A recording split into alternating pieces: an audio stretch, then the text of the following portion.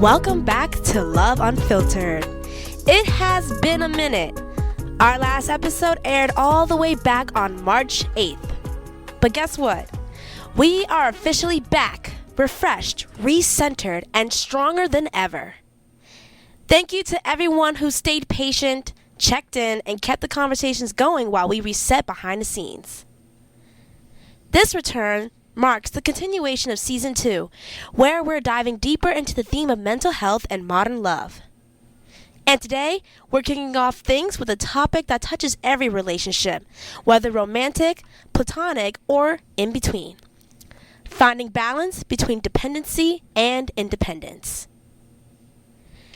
Dependency and independence are both essential aspects of a healthy relationship, but finding the right balance is key. Too much dependency can create emotional strain, while too much independence can build walls.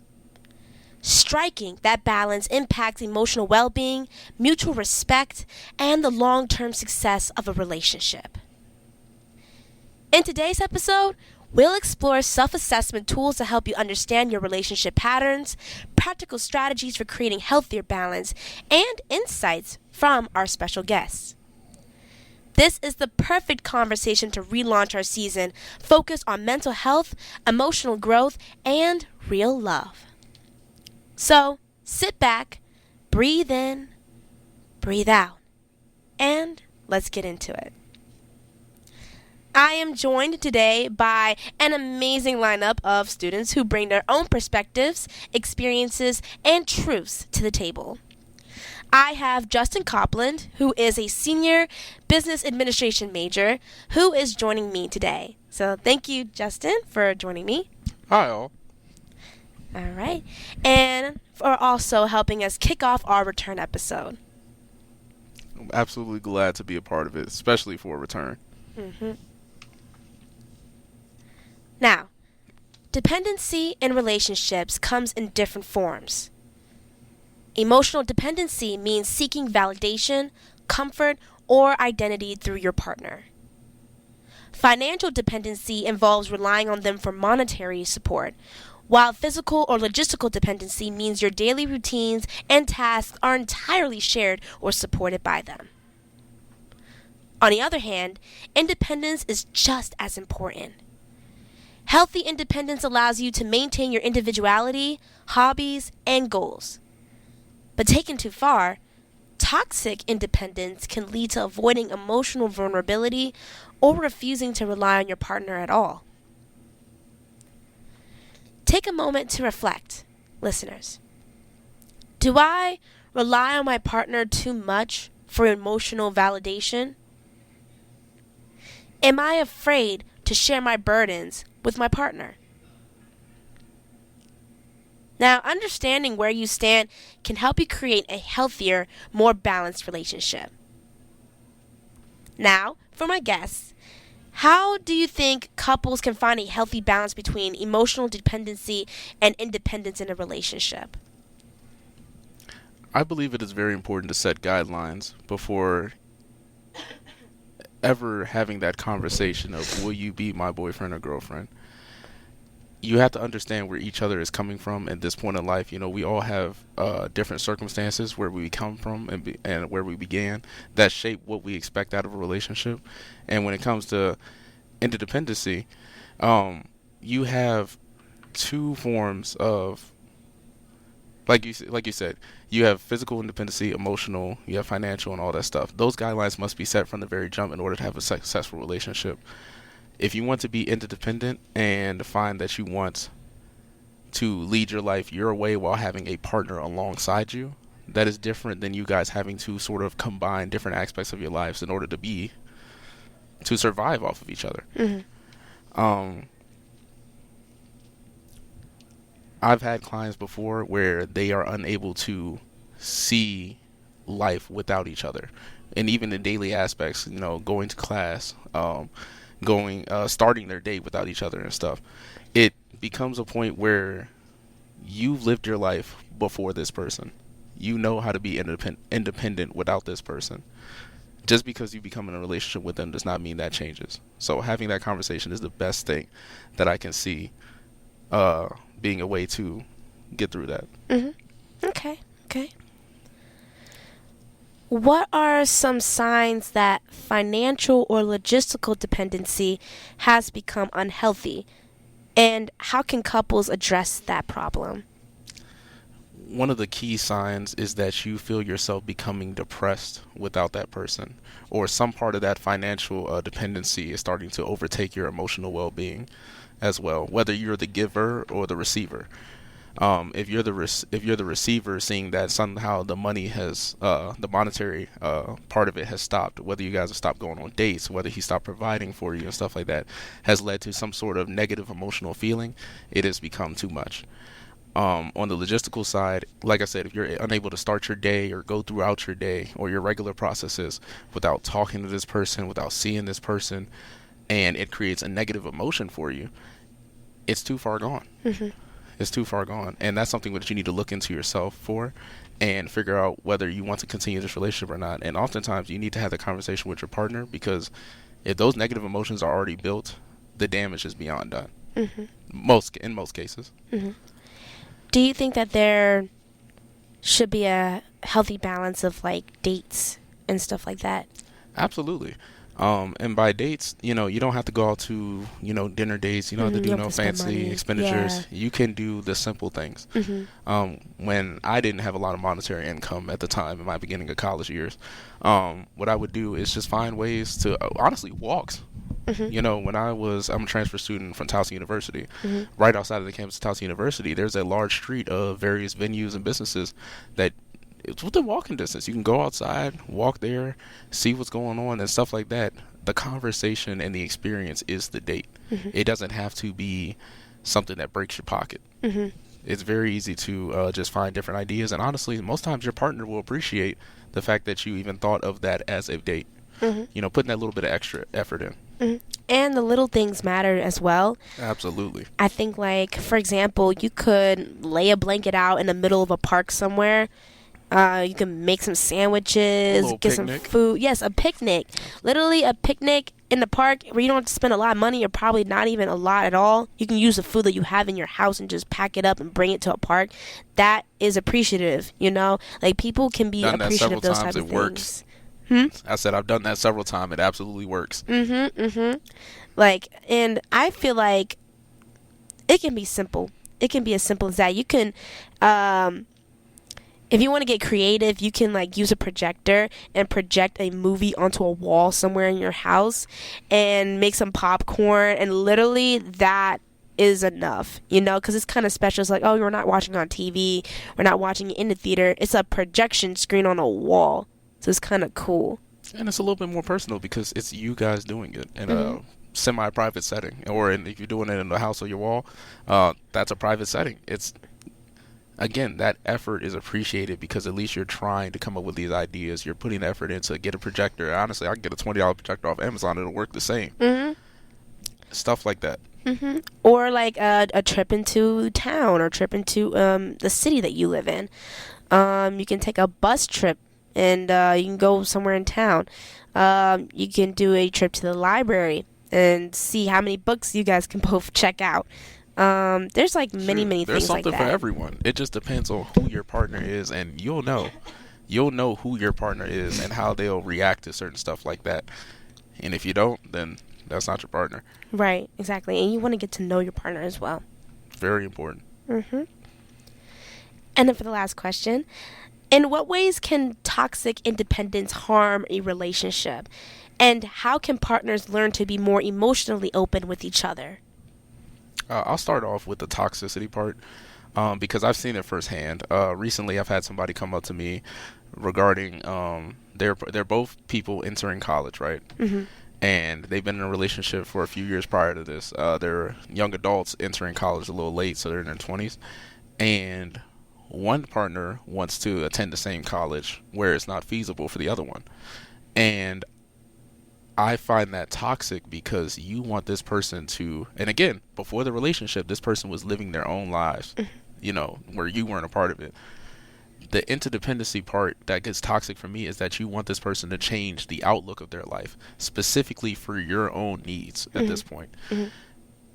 That's toxic to me. You're not considering the aspect of your partner, not, and the school that they're trying to go to is not feasible for the other person. Their major isn't even there. So they would have to change majors. They would have to do, it would go through some financial issues as well because the school is a little expensive. All that stuff included, and you still want them to pursue the same school as you? Right. That doesn't make sense for me. So it becomes toxic to a point when you want somebody to exceed themselves solely for yourself. That's where it becomes toxic for me. And the ways to avoid that, we can have these conversations and stuff as well, but both sides need to look inside of themselves and figure out what exactly they want and what their outlook is, because everybody's outlook isn't the same. Some people have these these sparks, these connections early on in college as well, and don't put those sparks together until afterward. So having these conversations, having the willingness to wait and have the time, because if somebody's for you, they're for you. So you'll find out later on whether or not they were for you. It's just a matter of patience. Right.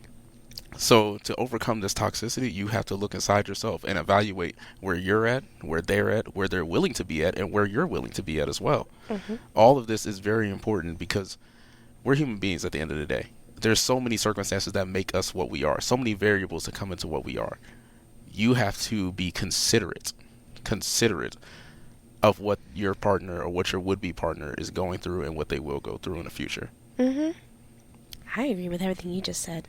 Very, very agreeable. I think that, as I said before in past episodes, communication is key. And if you communicate what you want, and then your partner communicates what they want, then you guys try to figure out if those, if your goals align. And if your goals don't align, I mean, Be adults about it. Yeah. Be adults. Be adults. You can work through it, but sometimes it just means you're not compatible. And that's okay. That's okay. Bruh, see? And that's okay. If you're not compatible, I mean, you're not compatible. Just break it off. I've seen so many people who aren't compatible at the moment. Because, let's face it, this point in time, I'm going to talk about college kids specifically and all my college clients at this point. You're in the most volatile point in your life where there's so many things happening that can affect you in your future. There's so many things that are happening on a daily basis that affect you.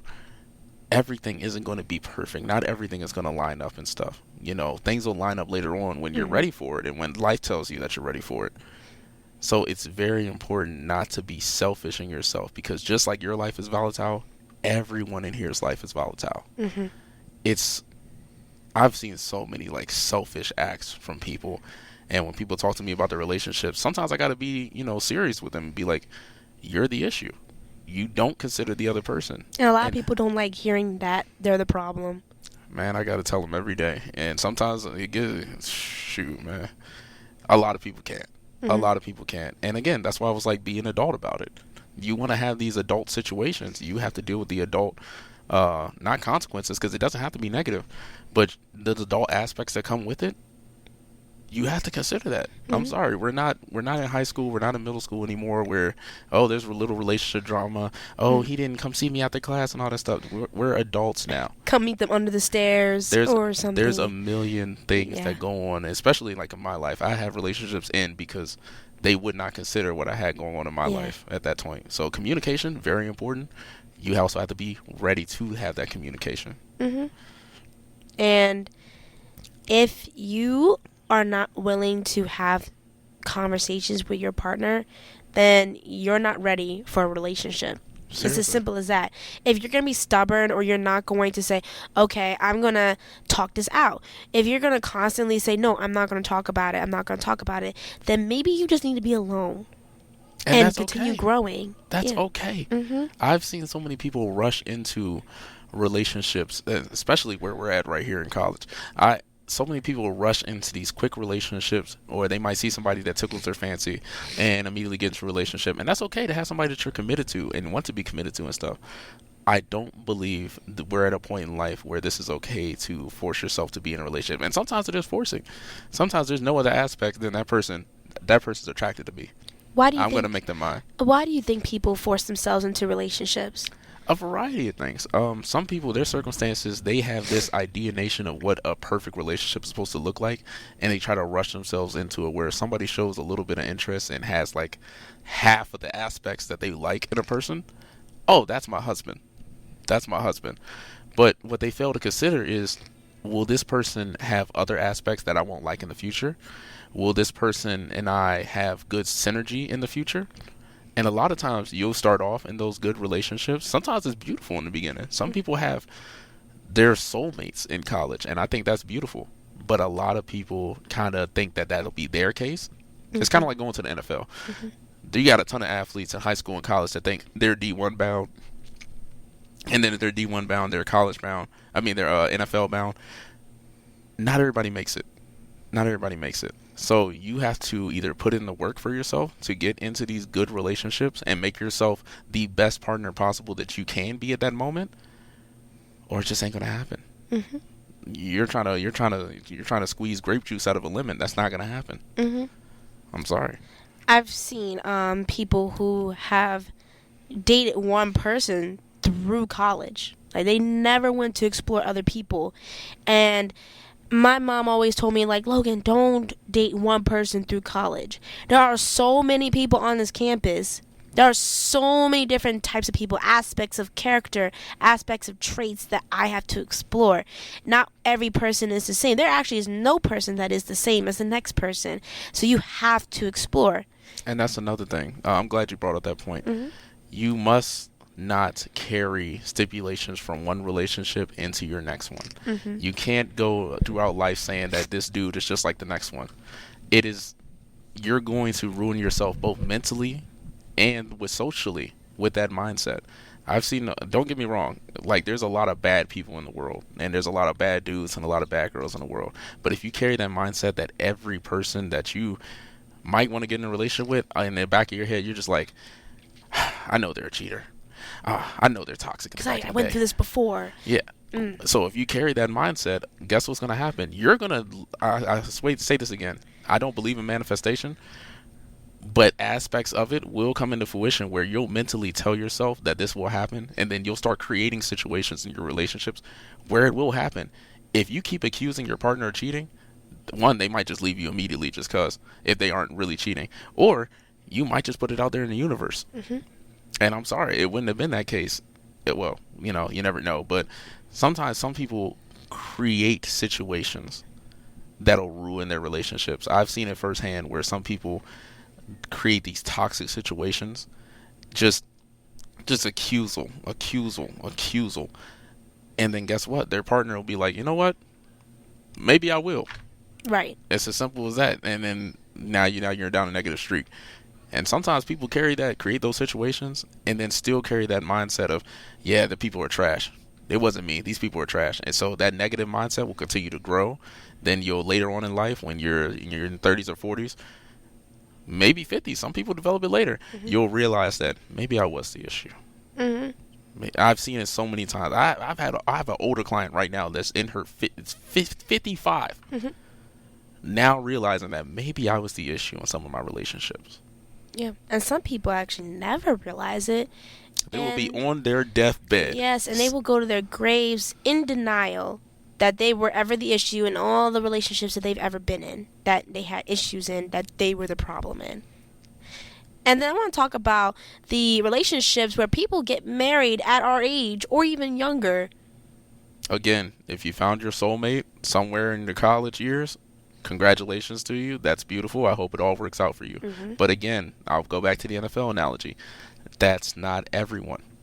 That's not everyone. You can try to make relationships work. Relationships can work through hard work and resilience.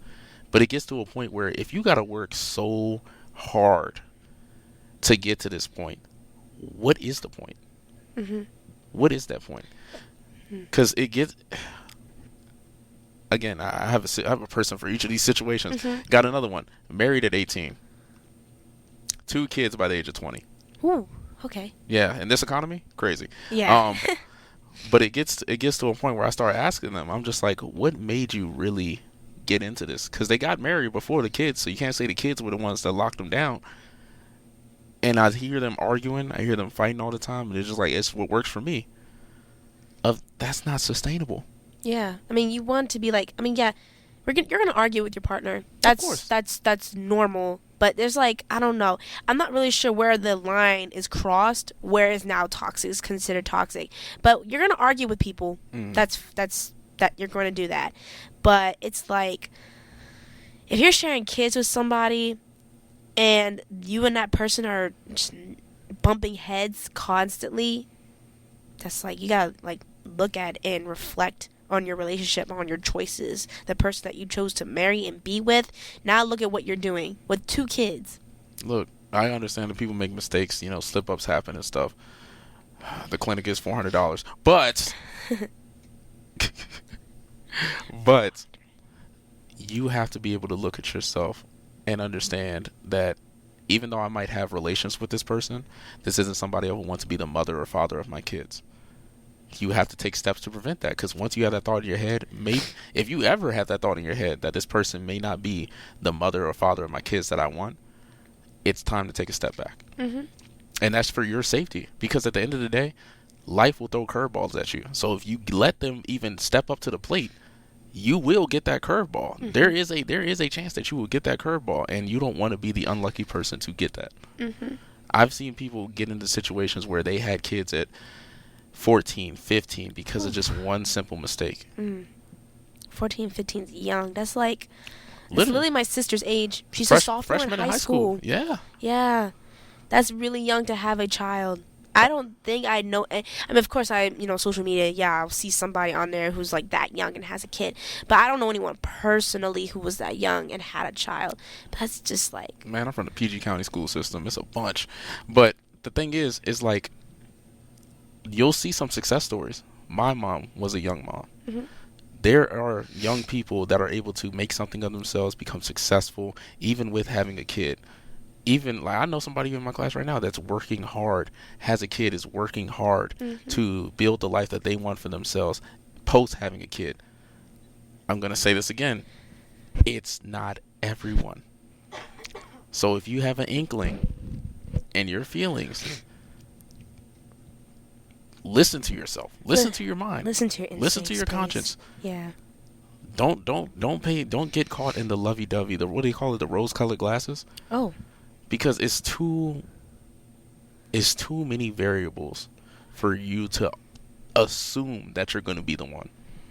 You can have pride in yourself. You can say, even if I do have, a kid, or this relationship is toxic and stuff, I'll work through it and I will succeed. That is great mindset to have. The reality of it, slim to none. And I hate to say it like that, but again, our life is short. A lot of us are already in our like late teens, early 20s, and we're at that quarter point of life. Do you really want to have to dedicate yourself to something that you don't even want? Exactly. I believe in love. I believe in hope for love and all that stuff, but you got to look at it from a realistic standpoint, because at this point there are no games. Even though people do play games. Oh, yes. All the time. Yes, absolutely. And we could talk about that all damn day, about the fact that people play games, talk to multiple girls at once, and not tell the girls, oh, I'm talking to this shorty and this shorty. Like, no, you just, like, don't say anything. Or you have a girlfriend back home. I hope you know, you're a terrible person. You're not entitled to tell somebody everything in your life. Exactly. But common courtesy or just human nature would tell you to do that for somebody, because they're entrusting themselves to you. Right. And it takes nothing of you to say that. Because I haven't been in a relationship and I have had partners before, it's nothing to just say, I really like you. We can do things, but I want you to know that there might be somebody in the background. And I'm not fully committed to you at the moment. And if they continue to engage with you past that point, cool. But the conversation must be had. Yes. You don't have to share who the identity of all your partners are. Literally, you don't have to do that. You can literally just simply say, I'm just letting you know, I do have multiple partners, or I am, I'm just, I don't know, what's the word people use? I'm just talking. Yeah, just talking. People use different words. Some people say I'm just having fun, or I'm just... And that's also okay. We're in our college years. Yeah. Things are... Look, a lot of us are just stepping out of our parents' house for the first time. We weren't able to engage in stuff, in our parents' house. So it's okay to say that you have multiple partners or you're experimenting with different people and stuff like that, because now is the best time to do it. I hope you aren't experimenting in your age, your 30s and 40s. Yeah. At that point, like, you should really, like, know what you want your career to be for the rest of your life, and, like, I don't know, have your own place, and you are ready to get, like, married to somebody, tied, and settle down. And if you want to start a family, you better be ready to start a family, because, I mean, like, again, I don't know. hopefully the economy gets better. We still have to focus on that part. That's what I'm saying. But yeah, because, like, even one kid is too expensive. But yes, that's a great point. People have to consider the future. Like I said, we were young once. You know, relationships were fickle. They came and went. You know, you had your little situationships in middle school and high school. But a lot of the people listening right now, we're adults. Whether you like it or not, we are adults. Things are going to go by fast. Life is going to hit a lot harder. It's better to be safe than sorry, and also to be an adult about things. Again, like we just talked about, having those conversations of, if I'm messing with somebody else, that's a health thing as well. You know, you want somebody to tell you if they're messing with somebody else, because if they get something, God forbid, a STI or STD, now you know that they've potentially been working with somebody else. Now you know to get checked. And also, you know, the health center does do free screenings, STI and STD, on Tuesdays and Thursdays, just so you know. It's good to know. But having a conscience, because that's what I put it at. You know, some people don't say these things simply because they are so infatuated with the fact that they can mess around with whoever they want to, whenever they want to and stuff, that they just won't say anything. They won't say anything. And it's selfish, in my opinion. Yeah. And it's unconsciously selfish, because some of them don't even think about it. They're just like, oh, it's my private information. I don't feel obligated to tell them that. It's just the way you say it. No, quite literally. What I'm saying is, some people don't think about it. They will literally just talk to, I'm not in a relationship with somebody, that means I'm free game. I could talk to this person brand new, and I'll still have this other person in the back burner, but they won't even think the thought won't even cross their head of just having the conversation with the other person. So then you come three months later, when, you know, the truth finally comes out, and it's like, dang, now you're caught up. Yeah, I didn't even think about it. Right, because not everybody's mad, and either the two girls or the multiple girls or the multiple guys are all mad at one another, and they may be mad at you too, and it's like, now you just, like, now it's just drama that I should have just said something earlier. Exactly. Yes. So just be transparent. That's the word. Be transparent with, if you have multiple partners, be transparent with them and just let them know that you are seeing multiple people. It's not just them. And also use contraception. Absolutely. That's also free at the health center. Yeah, I'm just a plug for the health center at this point. But I kid you not, guys, the resources are there. I know it's a little awkward going in there. You know, some people be like, oh, I don't want to talk to the reception. I don't want them knowing what I'm doing. We don't care. Get tested. Get the contraceptive. It's free. Yes. Plan Bs are $8. You would pay $8 at the health center or $60 at CVS. I'll let the choice be yours. Oh, damn. Yeah, I didn't know they're selling them. Shoot, most times they're free, but they don't tell people that. Absolutely, and we're working on advertising, because that's one of the biggest things. I didn't even know, honestly, before I worked there, I didn't even know it was right next to Plaza Hall. Had no idea. So, but back to the contraceptive part, planning for that is also very important. Again, planning for your future. That is an investment. You now know that you have a significantly less chance of getting pregnant, which will come with a whole lot of risk and negative aspects in the future. And instead, you just wore a condom. Now you don't got to worry about it. Exactly. Now you can have relations with this person worry free, and, you know, hopefully there's no drama future after that. That's a different thing. We can't help with that. And that's what we go for, is drama free. Drama free. Absolutely. All right. Now we're going to talk about the pros and cons of dependency and independence. Okay.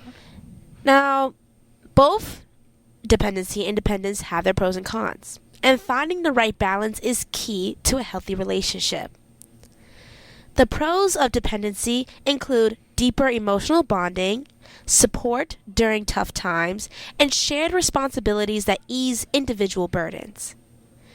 But when dependency becomes excessive, it can lead to loss of personal identity, unhealthy power dynamics, or emotional burnout for one or both partners. Absolutely. Actually, Can we, I'm sorry to cut you off. Mhm. Would it be okay to talk about that portion first? Yes.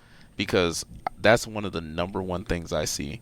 When a person becomes too dependent on their partner, and then the emotional burnout from the other side happens extremely too fast. And you'll see it on TikTok. I got in a couple TikToks about it myself, talking about it, where dudes don't like their girlfriends after a certain amount of time. Or girlfriends might not even like their boyfriends. You know, sometimes you got the hyper emotional dudes. Mhm. And it gets to a point where, like, if every conversation we have or every interaction we have is draining me in some sort of way, eventually I won't want to be with you. Mhm. Because, again, this is my life. You'll see some people stuck in toxic relationships, and you're like, dang, what will it take? I'm telling you, that person, even though they're stuck in a relationship, they're experiencing the burnout. Mhm. And the loss of identity is even more important, because I've seen a lot of people become their boyfriend, become their girlfriend. Mhm. Everything that their boyfriend does, they do. Everything their girlfriend does, they do. They'll create, I understand people create content pages based around their relationships. Mhm. And soon, wow. yeah, a lot of people do. And don't get me wrong, there's some famous ones out there which make a Yeah. lot of money. Good. Yeah. But there's some that just do it for the love of the game, and they feel the need to stick together to keep this small thing together.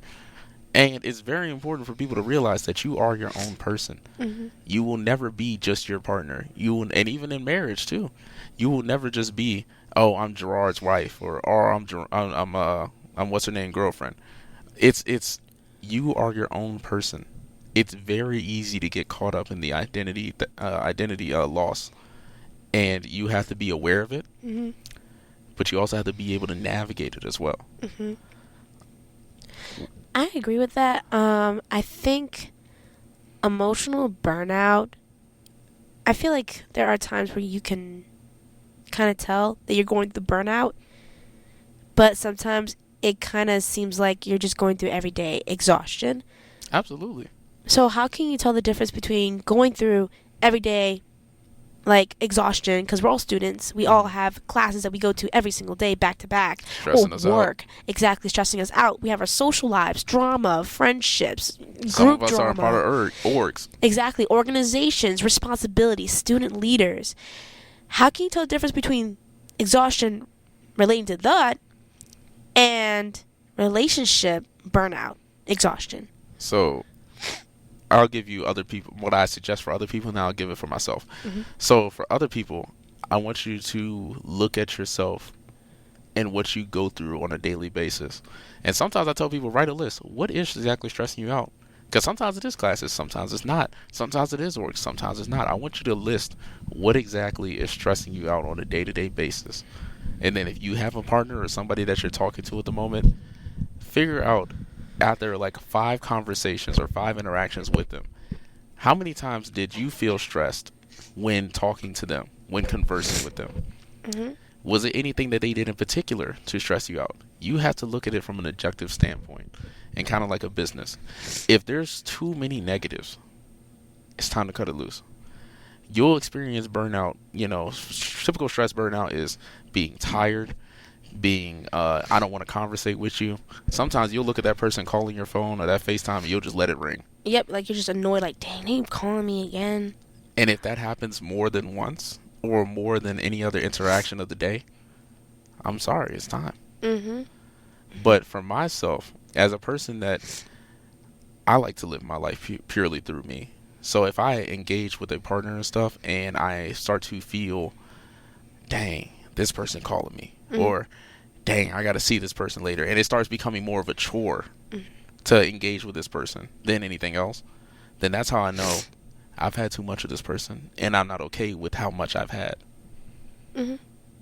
Yeah, and you don't want to tire yourself out or force yourself to endure that, because that's going to cause more issues with the relationship down the line. Like, at a point, you're going to hit your breaking point, and that breaking point, you don't know how you're going to react. And also, sometimes it's a simple change that can change the burnout. You got to communicate with that with your partner. Exactly. You don't have to leave. You don't have to leave completely. Yeah, absolutely not. I've had times where, you know, I've experienced burnout and I stay quiet on it to attempt to save my partner's feelings, but I realized later on that that's not okay, because it's not helping anybody in that case. You're just staying silent, and your partner could be like, oh, we're just a perfect couple. But you have to communicate that as well. And again, sometimes it's easier to just cut it off. if the burnout has gone on too long or is too much for you, sometimes it is very much easier just to cut it off and be done with it. Mm-hmm. So when you feel like it's a leech, just or some sort of parasite draining you and stuff, life is too short to carry that. First of all, some people are in these relationships for years at a time. Imagine having a parasite for a year, and you know you have a parasite for a year. Ooh, I felt that before. At what point do you get fed up with it and just go to the doctor and cut it? Right. So that's the aspect that I want you guys to realize. Don't settle for something and take years off of your life, because life is short and life is valuable. Move on to the next person, or develop yourself better so that way you're not the one causing a burnout for somebody else in the future. Mm-hmm. Or cut it so that way you can work on a relationship with another person entirely. Mm-hmm. All right, now, on the flip side, independence encourages personal growth, reduces pressure on the relationship, and allows for individuality and self-expression.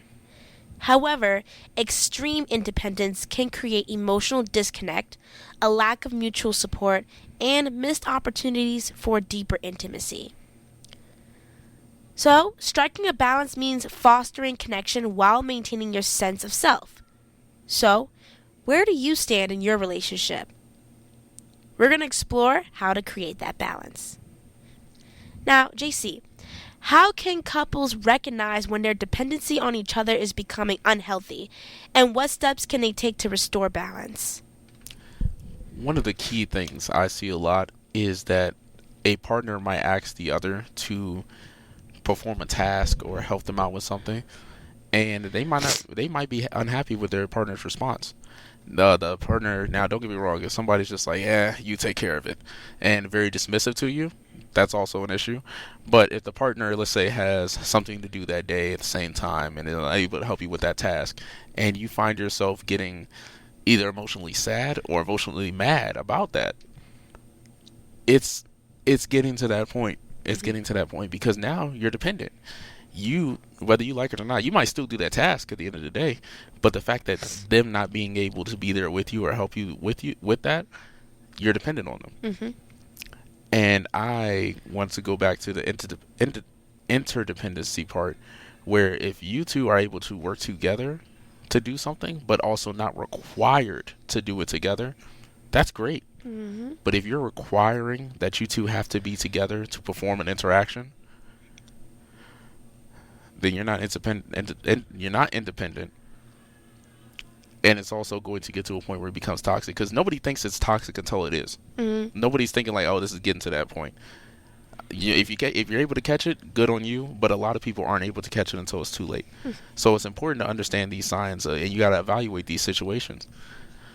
If you guys are not able to cohabitat with each other without you both having your identities, without both having your wants and your own wants and needs, not what you need to wants and not your needs and wants together, but your own needs and wants taken care of, it'll get toxic really fast. Mm-hmm. What are some practical ways to maintain individuality in a relationship without creating emotional distance? Get a hobby. Yes. Please, for the love of God, get a hobby. Make your own friends. And yes, Oh my God. I'll circle back to that. But getting a hobby really does help you, one, stay grounded in yourself, and a hobby that you do by yourself. I've seen instances where people have been married very young, and their whole identity is being married, being a mom, being a father, etc., etc. Heck, even being a veteran. Some of the veterans eat, sleep, and breathe the military. Mm-hmm. They have nothing outside of the military. And what does that cost? Your identity is entirely militaristic. Your identity is being a mom. Mm-hmm. You have nothing outside of yourself.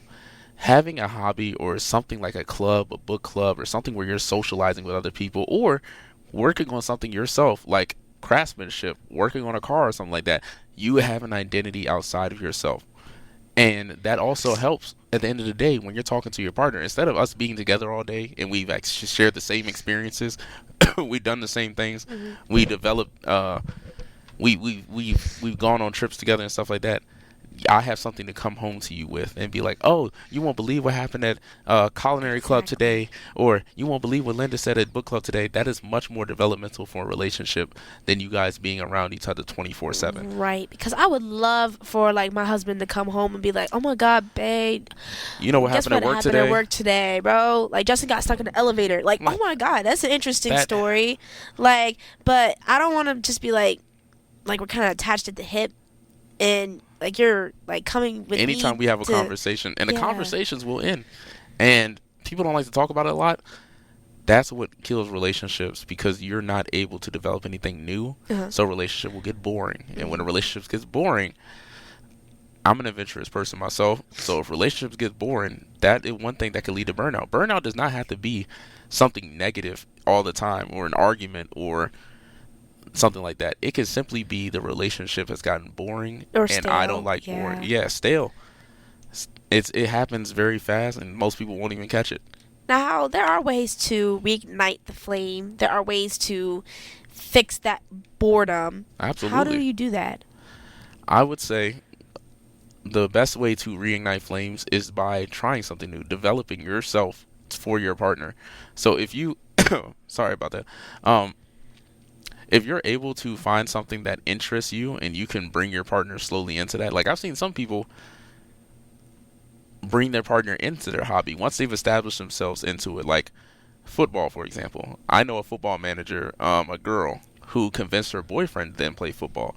And so that's how they made the relationship a bit better, because she's already established her career with them being a football manager, and invited her boyfriend to play in this adult league. And now her boyfriend's active, getting fit, and also just able to spend a little bit of time with each other, not fully, on the sideline together, but he's on the field, she's helping in the background. And when they're able to come home at night, they're able to both talk about it. And it's a bit of synergy in that as well, because we both are doing a hobby that we enjoy.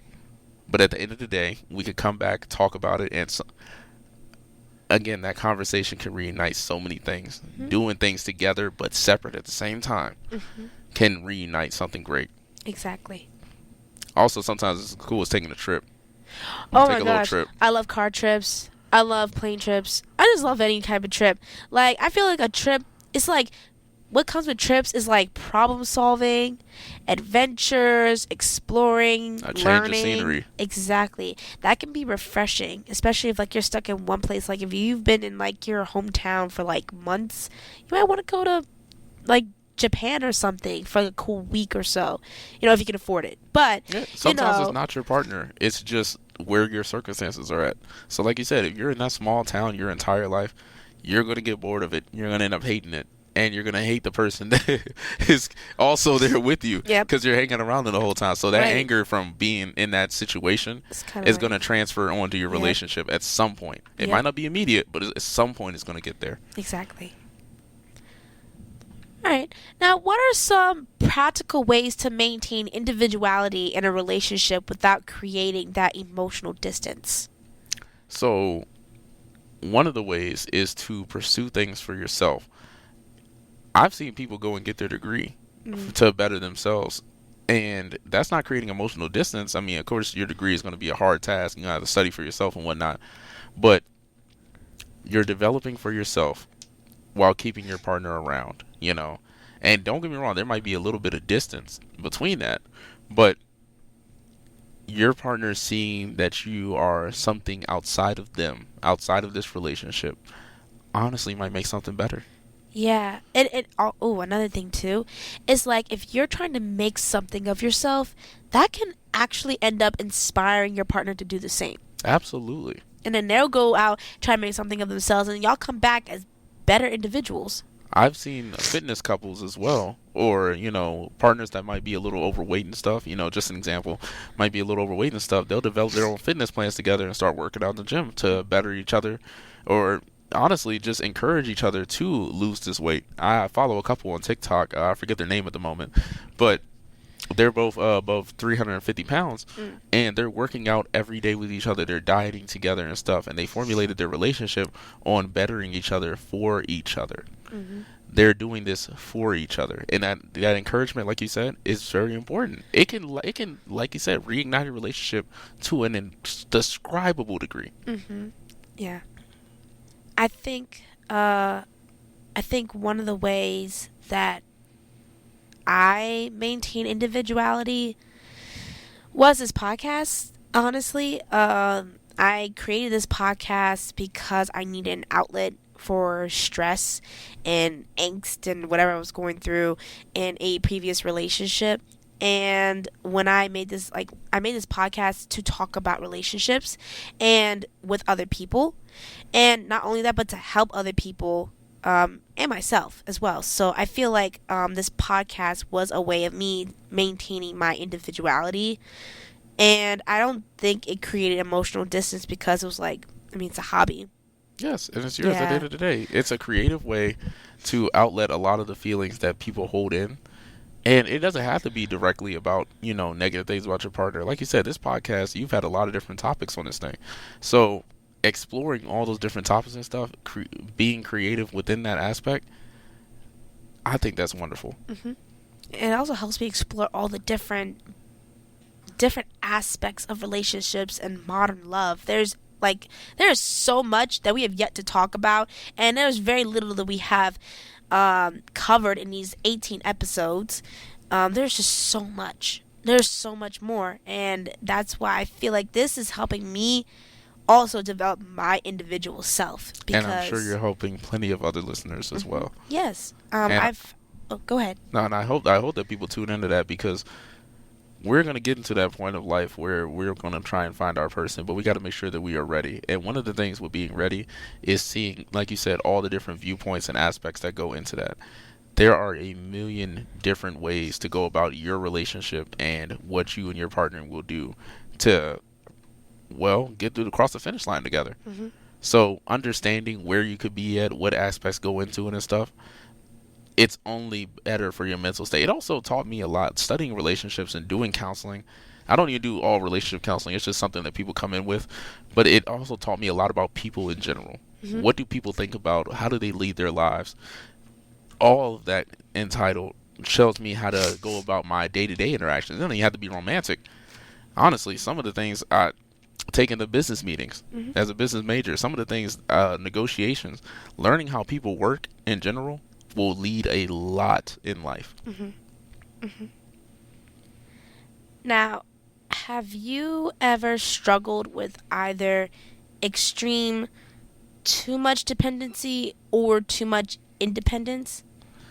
I did struggle for a while with too much independence, and that's just the way I grew up. I was never taught to rely on anybody, and if you want something in life, you can bring somebody along with it, but never allow them to leech onto you. And that can be toxic at times. Don't get me wrong. I've experienced it, and I've grown past that point of allowing it to be toxic. One of the things I learned is to not shut out your partner because you're trying to be Mr. Do-It-All or Mr. I don't got it. Like for me, for a while, I wasn't financially stable in my life, and I had a lot going on in the background, and I allowed that to alter my mindset where I had a perfect partner. I did. Or just like a perfect, in this instance, partner for me. But I allowed that aspect in the back of my head. It was like, you got to get it by yourself. You got to get it through the mud. You got to go through all these hoops and hurdles yourself.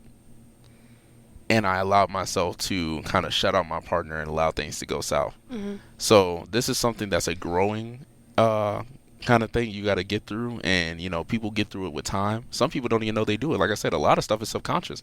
For me, that was subconscious. I didn't think that I wanted to shut them out, but my actions allowed me to do that. Because you didn't want to burden them with your problems. Yeah, another thing like that. A lot of people was just like, I don't want to trouble them, or if I introduce this issue, it might cause them stress in the future and stuff. A lot of times you might be causing stress not talking about it and then finding it out later. Exactly. Or like you're about to go through a really tough situation and you just decide not to, like, what's it called? Get your partner involved. Yeah. And you just like, you just assume they're not going to be able to handle it, and you just don't involve them. And that's a moment where you have to use your common sense. You know your partner better than anybody. Don't just assume that they can't do something or they can't be a part of something. Sometimes they can. Don't get me wrong. Not everybody's built for everything, and not everybody has to know. Even your partner I do believe there are some things that you can keep from your partner. You don't have to tell them everything, but be sensible about it. Don't just hide it from them because you assume that they can't do it. Evaluate the situation. Think about recent things that you know of them. If you know they're highly emotional, please don't give them something, small and simple that might just rile them up a bit and instead of the main issue, now you got the emotional part is the big issue. Evaluate each situation as they come, but don't just displace your partner in this and just be like, oh, they're going to be a non-factor. It's important, if you're going to be in a relationship, to know your person and not center your life around them, but format your life to have them included in certain parts. It doesn't have to be everything, but just certain parts, more than okay. And especially at our age, again, nobody owes you anything at this age. I've had potential partners tell me that I needed to do this, I need to do that in their life, and I realized I'm not about to format my life, that's already volatile as is, to you specifically. But again, if it's feasible, do it. If it's not, don't. You know what's feasible and you know what's not. It's your life that you lead at the end of the day. Okay. How do you know if you're leaning too hard in one direction? Here are some signs to look out for. Over-dependency may show up as a constant need for reassurance, struggling with separation or time apart, or even losing touch with your personal interests and friendships. On the other hand, over-independence might mean avoiding emotional vulnerability, fearing reliance on your partner for support, or having difficulty forming deep connections. Recognizing these signs is the first step to creating a healthier, more balanced relationship. So, where do you see yourself? Let's dive deeper into how to find the middle ground. So, JC, what are some personal or professional experiences you've had with individuals struggling with over-dependency or over-independence in relationships? A lot, actually, especially I say our age a lot, but it can happen at any age. I've seen people older, younger. Heck, some elderly folks are still over-reliant on each other, and that carried over through the course of their relationship. And some people can make it work. Again, not everybody. So we're going to talk about the people that sometimes can't make it work. There are signs where if you eat, sleep, and breathe this person, it's I want people to be able to live their own lives, to lead their own lives. It's too many cases of, if that person isn't doing what I need from them, I can't do anything. You can do something. You're your own person at the end of the day. When you go to sleep at night or when the relationship ends, who are you? You have only but yourself. Even if that relationship ended, who do you have still? You. Exactly. And oh my gosh, my mom told me that so many times. So in my personal experience before, I've had a partner that was very codependent on me. Now again, this was a time where I was all over the place. My life was, I was still playing football at the time. I had a lot of family issues going on, a lot of monetary issues going on at the same time, and I'm just starting college. So all of that going on in the back of my head, I tried to incorporate somebody into my life. Now, it didn't start out, over dependent. They were over dependent on me. But later on, I started to realize that, like, if I didn't text them all throughout the day, just probably every 20 minutes, to be honest with you, it was an issue. If I didn't see them throughout the day, it was an issue. If I don't come see them directly after class, I didn't see you. If I didn't come directly after practice, it was an issue. So that's when I started to realize I can't do this. Because at the end of the day, I'm stressing myself out, not only through practice, not only through classes, not only through every organization I have, but at the end of the day, when you're my partner and I want to do nothing but just see you and accept you as my partner, it's an issue. When I actually have time to do so, that's a problem. That's when I realized I had to cut things off. Yeah, I can relate with that. I used to date a guy who would blow up my phone if I was out, and he had my location and stuff, but like he would blow up my phone if I was out with specific people, whether it's my family or my friends. He knows that I'm out with them, and he'll just blow up my phone. And if I don't answer right away, then he starts like sending me these long paragraphs about how I'm ignoring him, I'm doing all this, he doesn't appreciate it, and he threatens to break up with me because I'm not answering right away. And especially he would do this when I was with my male friends. And I didn't have a lot, because he didn't let me have any male friends, I'm not gonna lie. But when I hung out with that one male friend, and I would tell him I was hanging out with him just to ease like any anxiety he felt, he would still ask me to send him a picture of where we are. That part.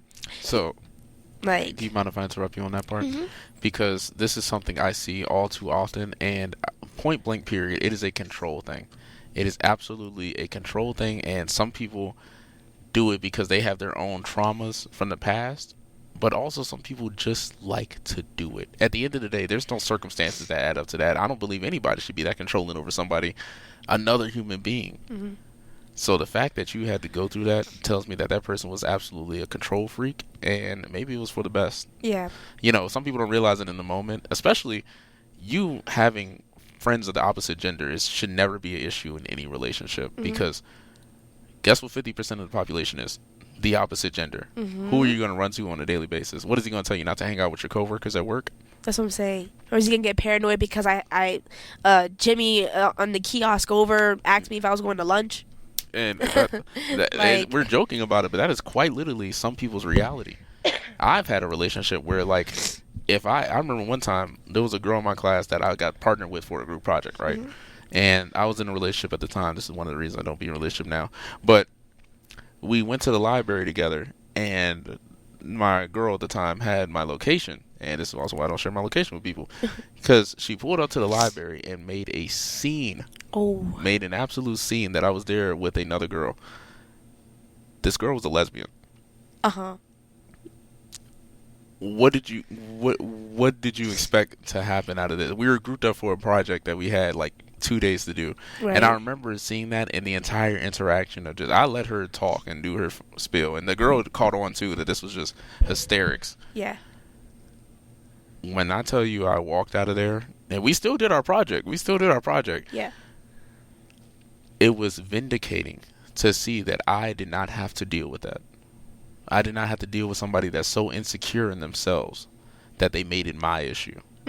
That all of their insecurities and what they thought me as a partner was doing, or what their partner, they didn't look at me. They just saw their idea of me. You should never have to deal with what somebody thinks about you. If they're not making their assumptions based on reality, if you haven't given them a reason to think that before, I'm sure you didn't give them a reason to expect that hanging out with a guy would lead to something else. So let them deal with their own. It's more than just insecurities, honestly, with some people. But let them deal with that themselves. You have no reason to stick around with that and deal with that. Nobody should have control over your life but you. Don't get me wrong. There is some there's some constructive criticism that could be given, but a lot of times it's not constructive criticism. It is straight up control. Yep. And if you are in a relationship with someone who's narcissistic like that, you might want to like reconsider like reevaluating your relationship, because it's going to drain you over time, and it's gonna be not good, because then you're gonna find them trying to shut you out from your family. He had done that multiple times where he if I wanted to go hang out with my family, he would tell me no. I couldn't tell them about anything regarding our relationship. He told me he didn't like that I was sharing stuff. So he basically shut me out from my own family too. Like, it was bad. That is one absolutely ridiculous. I'm surprised anybody could like say that out of their mouths and think that that makes sense. Yeah. And he tried to say that it made sense. And he had a friend who was just like him, like just as toxic and as narcissistic as him, who would literally agree with him, that makes sense. And then he's like basically egging him on. I'm like, why are you doing that? I feel like that's why a lot of people that listen to their friends, and honestly, you'll hear it sometimes when you're having these conversations with your partner. You'll be like, "Oh, but such and so said this, or such and such said that you did it." That's you're listening and leading your relationship through the eyes of another person, who most cases that person is just reiterating your fears that you expressed to them earlier. Mm-hmm. There have been so many times in counseling where it's always he said, she said this, and it's just like, okay, but what did your partner show you? What did your partner do? A lot of times people are so insecure, like the whole checking phone thing. Mm-hmm. Don't get me wrong, if you got an inkling, I ain't saying do it, but if you feel the constant need to do that, you have to take a look back at yourself and understand that where that idea is coming from. Sometimes it is simply just trauma that you're inflicting on your partner. Mm-hmm. And it is straight up like that. It is fear and it is control that you feel the need to have over your partner. Mm-hmm. Nobody should be leading your life and telling you what to do on a daily basis. If your partner is telling you that you can't see this person, they're robbing you of opportunities. They're robbing you of opportunities that you can go. I've seen people literally lose careers over this. Don't go see your boss, or they might come, say you're at a work meeting and not a work meeting, but a work get together. You bring your partner, they become jealous or insecure in that moment, and then next thing you know, they make a scene or a small scene or say something wrong to one of your male coworkers. Guess who's out of a job the next week? Right. You, not them. You. Mm-hmm. So that stuff you really have to be careful of, and once you notice it, address it. Mm-hmm. Don't wait to address it, because that's clearly it'll mess things up for the future. And the longer you drag it on, the more opportunities in life you'll miss, whether it be employment opportunities, whether it be social opportunities, whether it just be the opportunity to experience life in a different light. Yeah, I agree. All right, now, striking the right balance between dependency and independence takes intention and effort. Here are some ways to cultivate both in a healthy way. For healthy dependency, focus on building trust through open communication. Lean on your partner without guilt, but also nurture self-reliance. And remember, creating both we time and me time is essential for a thriving relationship. For healthy independence, pursue personal hobbies, friendships, and goals while staying connected. Communicate your needs without withdrawing, and don't be afraid to share your vulnerabilities. Real strength comes from openness. At the heart of it all is this key insight. Healthy relationships thrive when there's room for both togetherness and individuality. Think of it as a dance. Sometimes you lead, and sometimes you follow, but you're always in sync. Now, before we wrap up, let's bring these ideas into real-life experiences, because theory is great, but lived stories teach us the most. In relationships, red flags often show up before we realize what's happening. For unhealthy dependency, red flags include needing constant reassurance to feel secure, relying on your partner for every decision, losing your sense of identity or goals, and feeling anxious or incomplete when they're not around.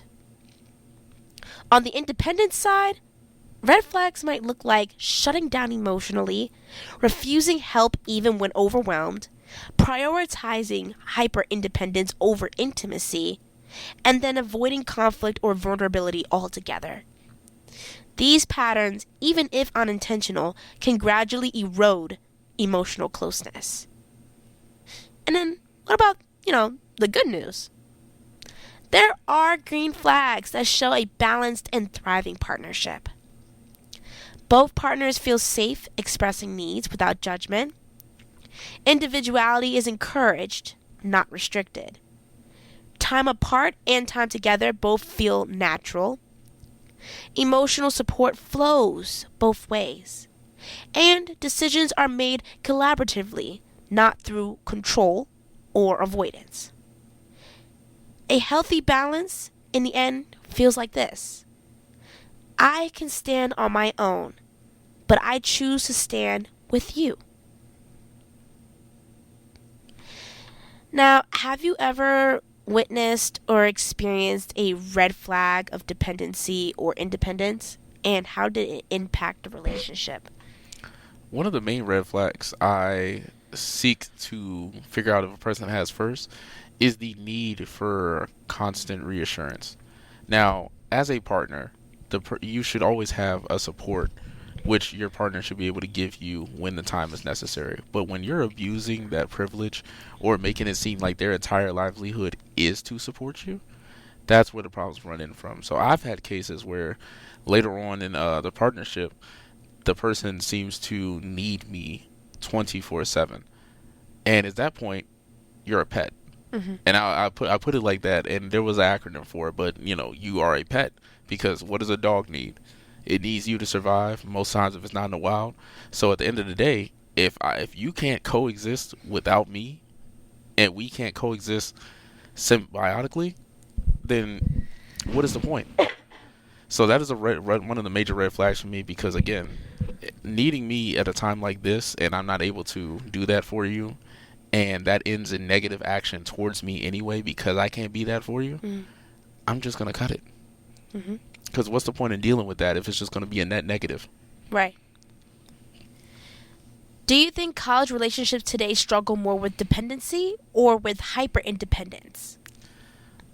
A mix of both, actually. I'm not gonna all put it on one person. Hyper independency is very much real because we're in a point in time where the world is so negatively volatile. There's so much going on and stuff. Everybody has stuff going on in their own lives. And it's more of we're at an age where we're all figuring ourselves out. Now, some people, when they're figuring themselves out, decide to lean onto their partner to help themselves figure out themselves out. But then you have those independent people that are like, I'm just going to take care of it myself. I'm finding myself out who I am, who am I going to be at the end of this 4 years. We all started college at the same place as freshmen. We all had different circumstances that made us who we are, but we all started as freshmen. So we have 4 years, 3.5 if you take those accelerated courses. But to figure it out. And so if I find myself being independent, that's just because that's who I am and figuring myself out at the moment. Now, people can be dependent on each other in college, but there's a difference between being dependent and needing somebody. Some people think in their heads they need a relationship. They can't be single or without somebody for more than 2 days. Right. Because of status or just the feeling of it or just how it looks too. No, quite literally. That's actually spot on. A lot of reasons why people force themselves to be in relationships and stuff, especially after being in one in college, is because they need that look or they want that look. I want people to see that I am in a perfect relationship. And sometimes when people are in toxic relationships, they will quite literally do everything possible to make it look like a 10 out of 10 relationship to the public eye. But behind closed doors, they're as toxic as can be. Yeah. I was going to say, do not stay in a toxic relationship or you've been cheated on or that person abuses you or it's just not good just for the sake of having a relationship. If it's not good or if it's falling apart or it's just it doesn't even feel like a relationship anymore, it just feels like a chore. Leave. There's been so many times people create these narratives of which I need to be with this person. No matter how bad the relationship is, I need to be with them. If you feel somewhere at that point, you don't need to be with them at all. If you feel like you can't even breathe without this person, or if that person can't even breathe without you, it's time to cut it off. I'm sorry. There is no love stories that end with, begin with this attachment issues and whatnot. They begin with attachment issues. They end at a happy ending. I'm sorry. There's very few cases that ever end up like that. And again, life is too short to even figure out will it happen or will it won't. Because by the time you figure out will it happen or will it won't, guess what? It's so too late. Exactly. Dependency and independence exist on a spectrum, and striking the right balance requires self-awareness, trust, and open communication. A healthy relationship isn't about losing yourself or standing alone. It's about complementing each other's strengths and supporting each other's growth. So take a moment to reflect on what JC and I have said today. Are you leaning too hard or standing too far apart? Finding that balance can make all the difference. Next time on Love Unfiltered, we'll be diving into another important topic: mental health and modern romance, navigating emotional well-being in love. You won't want to miss it. Thank you everyone so much for tuning in to our return episode for Love Unfiltered. If you found this episode helpful, share it with someone who might need it. Leave a review or send in your thoughts and questions. You can find all the episodes on Spotify, Apple Podcasts, YouTube, and more. Until next time, keep loving yourself and others. Unfiltered.